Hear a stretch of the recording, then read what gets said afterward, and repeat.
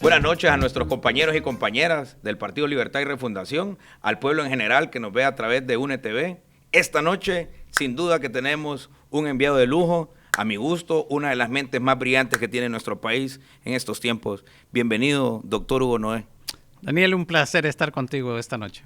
Bueno, esta noche vamos a platicar de muchos temas y hacer una pequeña partida de ajedrez. Así Pero es. quiero hacer una pregunta de entrada. ¿Tiene retos el gobierno de doña Xiomara próximo año? Indudablemente que sí, Daniel, y retos muy fuertes, porque recuerda que en los últimos 12 años el desempleo ha aumentado, la pobreza ha aumentado, tenemos un enorme endeudamiento, las expectativas sociales son muy altas, la educación se ha deteriorado, como tú conoces, Sí, claro, muy a fondo, la salud también.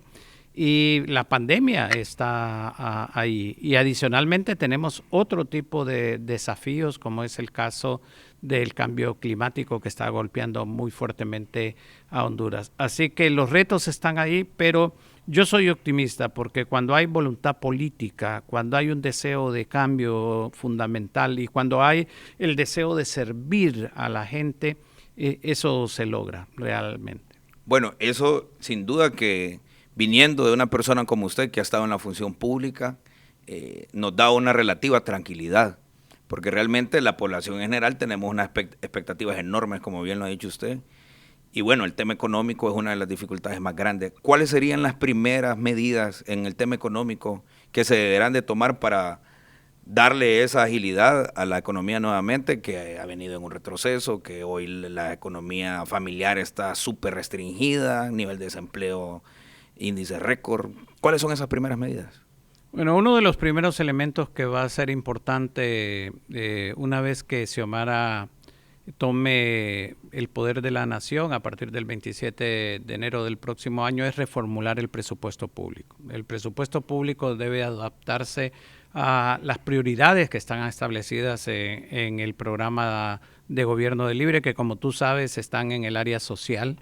Pero para ello se requiere procurar los ingresos o la disminución de gastos que permitan tener el espacio para que esos recursos estén disponibles. Y en ese caso hay varias líneas de trabajo que se van a hacer inmediatamente. Una de ellas es la renegociación de la deuda, que actualmente está absorbiendo entre 25 y 30% del presupuesto del gobierno ¿Cuánto central. debería ser la norma que uno diga esto es lo máximo del que se debe comer la renta de la deuda? Bueno, la deuda en general, el peso dentro de la economía, siempre se habló de que 40% del PIB debería de ser lo máximo que un país debería de tener. Y en este caso estamos hablando de 60%, ya llegamos al 60%. Está a la inversa de lo que debería de ser. Es realmente impresionante. Pasamos de 3,000 millones de dólares en el 2008 de deuda pública a 16,000 millones de dólares en la actualidad. Y como te señalaba, realmente el que tú estés destinando casi una tercera parte de tus presupuestos del gobierno central al pago de deuda significa que dejas de varios programas de atender. Entonces, lo primero que se va a buscar es una renegociación de la deuda de tal forma de que el peso dentro del presupuesto disminuya y se puedan disponer de más recursos para programas sociales. Adicionalmente, desde el punto de vista de ingreso, combatir frontalmente la evasión fiscal. La evasión fiscal en Honduras es bien alta. Pero será el resultado de tanto sobreimpuesto. No, en realidad, fíjate que ese es un elemento que va a haber que discutir muy ampliamente. La carga tributaria en Honduras en los últimos años ha sido 17-18%. Sin embargo, en países como los latinoamericanos, la carga tributaria en Brasil es 32%. Y el promedio para América Latina es entre 21 y 23%. Lo que sí es cierto es que en Honduras nuestra estructura de impuestos es sumamente inequitativa, porque la mayor parte de la población paga a través de los impuestos como el impuesto sobre venta, el impuesto a la gasolina, el impuesto a las importaciones, paga como el 65%. Y lo que está destinado a gravar la riqueza y la propiedad, que es la de más altos ingresos, solo representa 35%. Entonces, hay una necesidad de combatir la defraudación fiscal y buscar mecanismos que hagan más equitativo el cobro de los impuestos. En palabras llanas, los ricos pagan menos impuestos y los pobres, los ricos pagan menos impuestos y los pobres pagan más impuestos. Así es, y a mí me gusta como docente y como tú también lo has sido, Daniel, poner un ejemplo muy gráfico y te lo voy a expresar. Tú estás en una gasolinera y llega una Prado último modelo 2022 y diésel, turbodiesel, y le pone, digamos, 5 galones de diésel. Y luego se va a la Prado y llega un pick-up lleno de naranjas que lo lleva a vender al mercado San Isidro, sí, o al mayoreo de Belén, que camina porque Dios es grande, sí, y le pone 5 galones de diésel también. Estas dos personas están pagando exactamente el mismo impuesto. ¿Y qué significa? Que el impuesto que paga el de la Prado relacionado con su ingreso es un porcentaje sumamente bajo, mientras que el impuesto del otro está ocupando un mayor porcentaje de su ingreso. Entonces, eso es injusto. Claro, porque injusto. Para que haya equidad tributaria, la equidad tributaria está basado, paga más el que más ingreso y riqueza tiene. Muy bien, con esas primeras medidas lo invito a hacer el primer movimiento. Ah, bueno, perfecto. Ahora, doctor, en ese panorama económico y con esas primeras medidas que me parecen a mí que son correctas, debemos de buscar la equidad, ¿verdad? ¿Qué tipo de funcionarios va a tener que tener ese gobierno? Porque estamos acostumbrados, y es una cosa que a mí me molesta muchísimo, ver 3 o 4 camionetas de lujo con escolta, y es un gran escándalo. Y yo siempre le digo a alguien, si va conmigo en el vehículo, te aseguro que si no hicieran ese escándalo, no sabríamos que iba un funcionario. ¿Qué cosa o qué tipo de funcionarios va a necesitar ese gobierno, doña Xiomara? Bueno, dos cosas diferentes. Uno, obviamente, Xiomara necesita funcionarios capaces, funcionarios honrados, funcionarios que sepan que no hay realmente, que el gobierno está para servir.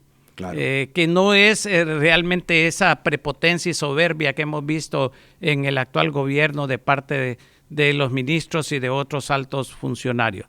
Y en segundo lugar, en lo que tú señalas, en la búsqueda de un ahorro de recursos, porque si bien hay que reconocer que el tema de seguridad se ha hecho complicado en nuestro país por diferentes razones, tampoco es para que se tengan esa gran flota de carros millonarios que existen en el país, o que se haya comprado Juan Orlando Hernández después de que dejó un déficit del 2013 de 30,000 millones de lempiras, y lo primero que hace es comprarse un avión para andar claro, paseando por todo el mundo. Con su séquito. Sí, no, entonces ese compromiso con el pueblo de que se van a utilizar los recursos públicos de la mejor manera, tratando de ahorrar. Ya Xiomara lo ha dicho, que muchos de estos carros de lujo se van a vender, que se va a vender el avión presidencial, porque esto puede ser que no tenga una gran repercusión desde el punto de vista cuantitativo, pero manda un mensaje a la población. Sí. Nosotros no estamos en el gobierno para tener privilegios, nosotros estamos para servir para el bien común. Claro. Ahora, me gustaría irme más al plano de pongámosle una pausa a eso, al plano del ser humano, porque normalmente, bueno, y usted que es una figura reconocida en nuestro país, yo creo que en temas financieros usted es la autoridad más importante que tenemos en este momento en el país. ¿De dónde viene usted? Porque a mí me ha causado mucha simpatía que la gente de la zona de Buenos Aires lo quiere muchísimo y cuenta muchas cosas ahí. Sí, realmente yo nací y crecí en el barrio Buenos Aires de Tegucigalpa. Tuve una infancia que puedo calificar, Daniel, de muy feliz. Mis padres muy responsables, amorosos.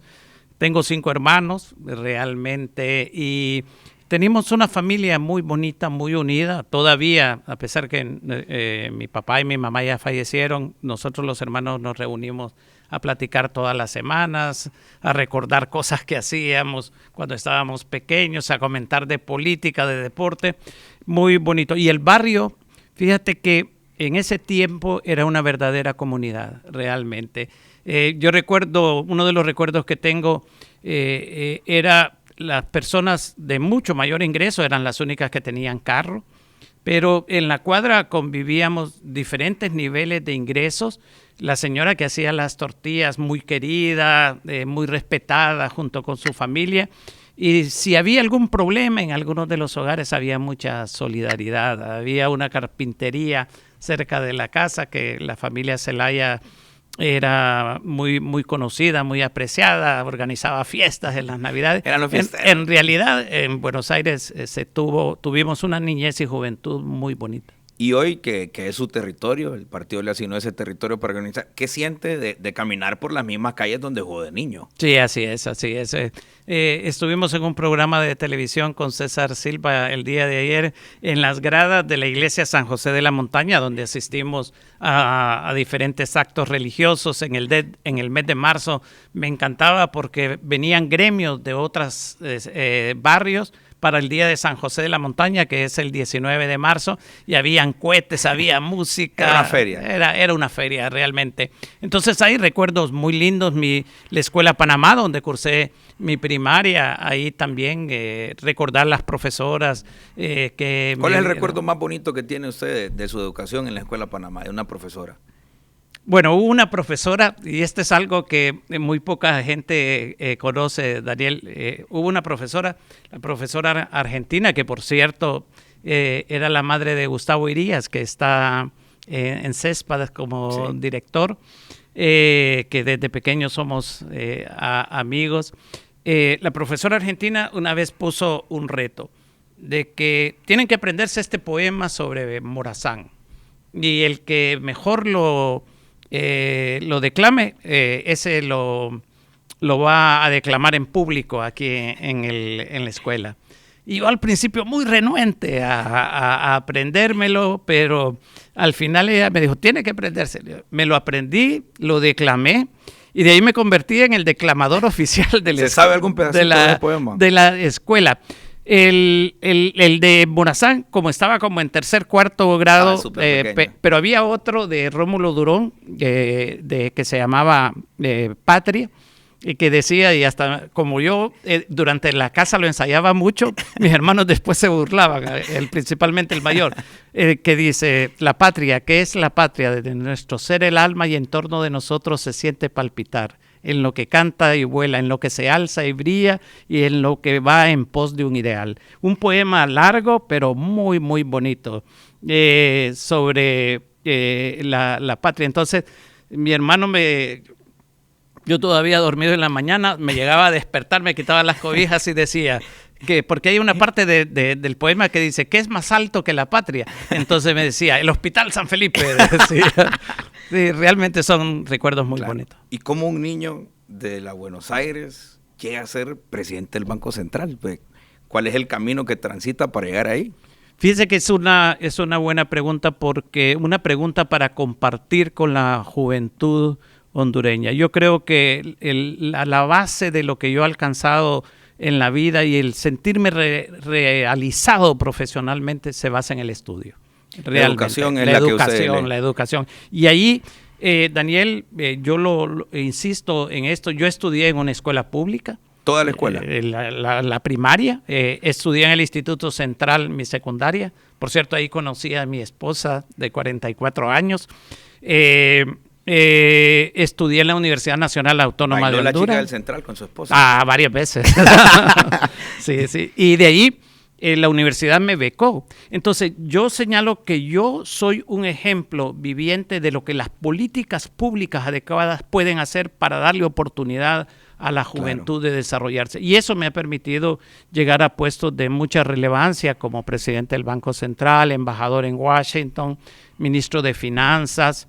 Y en la parte académica, pues también en UNITEC, en la Universidad Nacional Autónoma de Honduras. Sí, usted es una autoridad académica. Yo esta semana le compartí a través de un chat donde estábamos una foto de cuando usted era universitario. Así es, sí. ¿Cómo fue su vida? Porque no solamente usted fue un buen estudiante, también tuvo militancia política en las organizaciones estudiantiles. Sí, yo tuve inquietud política, creo que desde que estaba en los primeros inicios de secundaria. Yo me acuerdo muy bien cómo en la casa se leía el periódico El Día, que era uno de los dos que circulaba en Tegucigalpa, El Cronista y El Día. Era tipo tabloide y como el titular realmente que decía...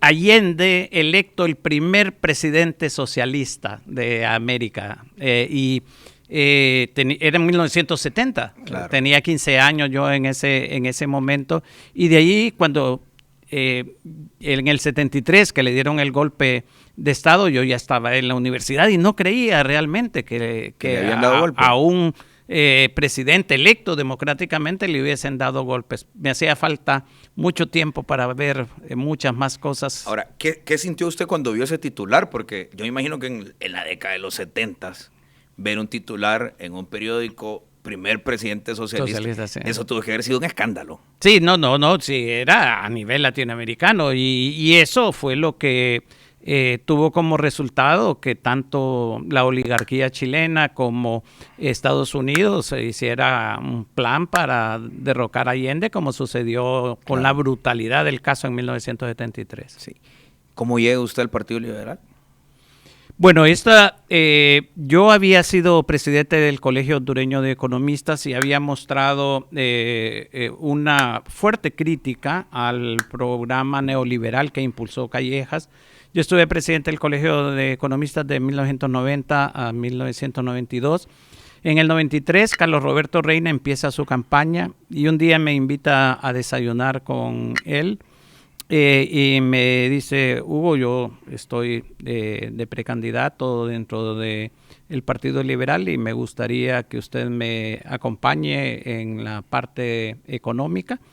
Y en efecto, comenzamos a ser parte de lo que el doctor Reina en aquel momento llamó el gabinete en la sombra. Se formaron comisiones en diferentes áreas, sector agrícola, sector laboral, educación, salud, economía, obviamente. Y una vez que obtuvo el triunfo, él me propuso que llegara a la presidencia del Banco Central, lo cual acepté. Era un reto tremendo, tenía 39 años en ese momento, creo que he sido uno de los presidentes del Banco Central más jóvenes que ha llegado. Y realmente traté de hacer, y eso lo reconoce todo el mundo, Daniel, no solamente a dar lo mejor de mi capacidad, de mi responsabilidad, sino también de mi honradez. A mí nadie me puede, digamos, acusar de un acto deshonesto en mi vida. Claro, fíjese que ese es un tema súper interesante porque creo que eso también le debe servir de escuela para los que son funcionarios, que sabemos que les hace falta muchísimo de esa escuela, pero los que van a ser funcionarios del gobierno de doña Xiomara, me imagino yo que siendo presidente del Banco Central llegaron tentaciones o propuestas de procesos de corrupción. ¿Cómo un funcionario de la envergadura de la que usted tuvo, ser el presidente del Banco Central, es decir, delinear la política económica del Estado, cómo asume una propuesta esa? ¿Alguna vez llegó una? Sí, hubo una vez una insinuación directa y me dolió mucho porque venía de un amigo que había sido enviado por emisario, pero lo que hice yo en ese momento fue cambiarle completamente la conversación porque era un amigo en que no quería, digamos, romper completamente la amistad, aunque sí se alteró muy fuerte. Claro. Pero él entendió realmente que no era posible, que estaba faltándome el respeto haciendo ofrecimiento de esa naturaleza. De ahí ninguno realmente. ¿Y venía de grupos de poder? ¿Era un enviado de los grupos de poder del país? Sí, era parte de un aspecto del sistema financiero. Y ese va a ser un reto, es decir, enfrentar, doña Xiomara es hecha presidenta y tiene su gabinete. ¿Va a ser un reto enfrentar a los grupos de poder económico de este país? Bueno, hay dos niveles. Los grupos económicos porque hay que ver que hay empresarios privados honestos que pagan muchos, sus impuestos. Muchos. Y hay otros que han vivido a expensas de contratos sobrevalorados, de preferencias que les da el Estado a través de exoneraciones, etcétera. Eso se acaba con la presidencia de Xiomara Castro. Pero eso no quiere decir que no vayan a haber diálogo, que no vaya a haber, digamos, una relación cordial y una discusión de los temas que atañen al sector empresarial. Pero privilegios, eso yo creo que no deben de esperar. Y en esa sí va a haber una diferencia muy fuerte. Bueno, eso es súper importante porque yo siempre he pensado que debemos de impulsar la empresa privada, pero con reglas claras y justas. Así es. Donde ganen todas las partes. Definitivamente. Y esa es la posición de Xiomara.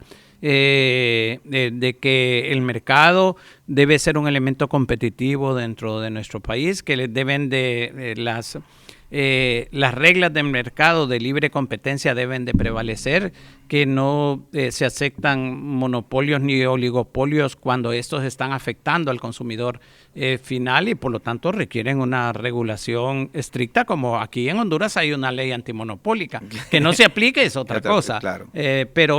Pero no hay ninguna. Fíjate, Daniel, que en estos conversaciones que hemos tenido con la Cámara de Comercio, Asociación de Maquiladores, con el COEP, etcétera, ha privado un ambiente cordial, respetuoso y lo que sí va a suceder, como te digo, es que los empresarios que no esperen privilegios, que del gobierno de Xiomara Castro va a haber justicia en todos los sentidos, en cuanto al tratamiento, en cuanto a la búsqueda de soluciones a la mayor parte de los problemas nacionales, pero sin privilegios para nadie.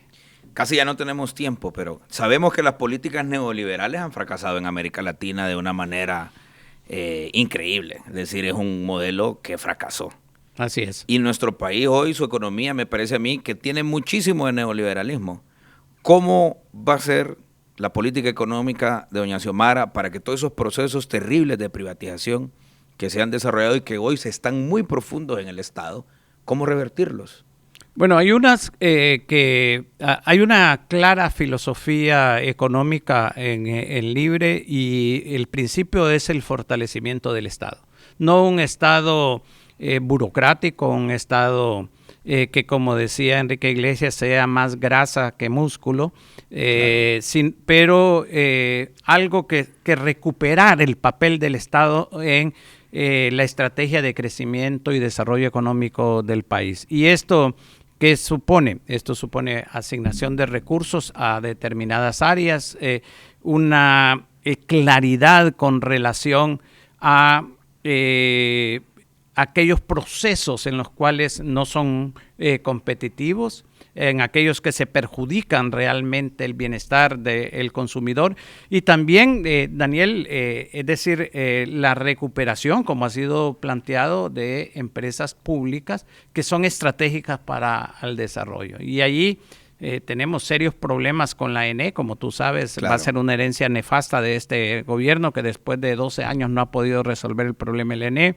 Tenemos la necesidad de reconvertir Hondutel en una empresa tecnológica eficiente y que competitiva ya no tanto, Daniel, desde el punto de vista de recursos. Yo creo que al final Hondutel debemos de convertirla en una empresa social, en una empresa que proporcione servicios de internet en el sector urbano de los menos favorecidos y en el sector rural, para el sector de educación, exactamente, pero también para el pequeño productor agrícola y para el pequeño productor. O sea, usted me está hablando que vamos a convertir el internet en un bien público. Exactamente. Eso es lo que se busca, así como la salud, así como la educación. ¿Por qué? Porque es parte de la tecnología del futuro. Claro. Es el acceso de información que la internet da, abre miles de posibilidades en el sector educativo. Sí, a un niño en la escuela con posibilidades de internet tiene una ventana impresionante de oportunidades y de descubrir. Así que hay que regularlo también, porque en internet hay de todo, ¿verdad? Desde múltiples oportunidades educativas hasta basura, ¿verdad? Entonces eso, pero eso se puede regular. Sí. Nos queda como unos pocos minutos y en su discurso, y me encanta eso, hemos escuchado 3 o 4 veces educación. ¿Qué va a hacer doña Xiomara desde el sector económico para fortalecer la educación del país? Porque lo que vemos son centros educativos abandonados, lo que vemos es una reducción porcentual en el presupuesto, lo que vemos son profesores, digamos que no los peor pagados, pero sí hay una deuda importantísima en el sector educación, y sobre todo, ¿cómo hacemos para que la educación sea una estrategia para reducir la pobreza? Bueno, ahí hay que, en primer lugar, crear, como ya están las bases en el programa de gobierno, de una estrategia para el sector educativo. Tú mencionaste uno de los elementos importantes, que es la rehabilitación de las escuelas y los colegios que están muy deteriorados. Como tú conoces también, la capacitación de los docentes a diferentes niveles, tanto en actualización docente como en aspectos tecnológicos, es importantísimo. Y también la adecuación de los programas a un mercado laboral cada vez más exigente, tanto a nivel nacional como a nivel internacional. Hay una agenda muy amplia y obviamente ya se han presentado algunas bases que están en el programa de gobierno, pero como hemos dicho, el programa de gobierno es una propuesta abierta a discusión para su mejoramiento. No está escrito en mármol. No es exactamente. Aquí se confunden las cosas, y yo sé que con los sectores gremiales dentro del magisterio, con los académicos que que tienen mucho conocimiento sobre el sector educativo, con experiencias internacionales, y principalmente lo que ha resultado ahora, Daniel, en marco de esta pandemia, la parte educativa ha tenido un desgaste sumamente fuerte que hay que recuperar. Muy bien. Yo creo que eso nos debe llenar de esperanza, y detecto en su discurso, yo sé que usted es una de las personas que más ha aportado. Hay un enorme equipo, alrededor de doña Xiomara, que ha trabajado en el plan de gobierno, pero usted ha sido una de las personas más visibles. Con todo esto que nos ha dicho usted, me parece que ese va a ser un gobierno de puertas abiertas al diálogo para que construyamos alternativas para salir adelante. ¿Es esa la idea que tiene el equipo más cercano a la próxima presidenta de Honduras? Así es, y como le repito, y usted lo mencionó, el plan de gobierno es un resultado colectivo. Han trabajado diferentes comisiones. Yo no me quiero atribuir, digamos, méritos que no tengo. Nosotros con Rodolfo Pastor Fasquel, claro, con el compañero Russell Garay, sí, y también con Lucky Medina, lo que hicimos fue organizar todo el material, redactarlo, algunas introducciones y todo, pero Xiomara cuenta con un equipo técnico alrededor de ella muy valioso, claro, en todos los niveles. Y obviamente lo que tú dices, eso así va a ser. Es decir, va a ser un gobierno de diálogo. Acuérdate que venimos de 12 años de confrontación, de autoritarismo, de polarización. Y eso, si queremos realmente avanzar en nuestro país, tenemos que disminuirlo profundamente. ¿Y cómo se disminuye? A través del diálogo, del consenso, de la búsqueda de acuerdos. Excelente, yo me quedo con eso, me parece que eso es lo más importante. Un mensaje final a nuestros televidentes, porque hoy hay una campaña de terror en contra del partido nuestro, es decir, la derecha en televisión está atiborrando de mensajes negativos y una campaña de odio contra Libre. ¿Cuál es su mensaje final y su casilla, doctor? Sí, cómo no. El mensaje final es que el Partido Nacional hecho gobierno, como no tiene nada que ofrecer desde el punto de vista de rendir cuentas, de éxitos, de logros, se nos prometieron 600,000 empleos en 5 años y 13,000 millones de dólares en inversión, y nada de eso se ha obtenido. Entonces ha montado una campaña inventándose acusaciones de comunismo, acusaciones de cualquier tipo. Libre tiene la mejor propuesta, y yo diría la única, porque es el claro, único partido que ha presentado un plan de gobierno con una visión integral. Y esperamos que nos apoyen. Yo estoy de candidato al Congreso Nacional por Francisco Morazán en la casilla 125, pero también de la 116 a la 138 en plancha por todos los candidatos a diputados de Libre, Xiomara a la presidencia, Aldana a la alcaldía del Distrito Central. Estuvo tan entretenida la plática que tenemos un pendiente. Seguro, doctor, lo invito a que cuando seamos gobierno terminamos esa partida. Terminamos esa partida. Buenas noches y les agradecemos a todos nuestros televidentes y compañeros. Buenas noches.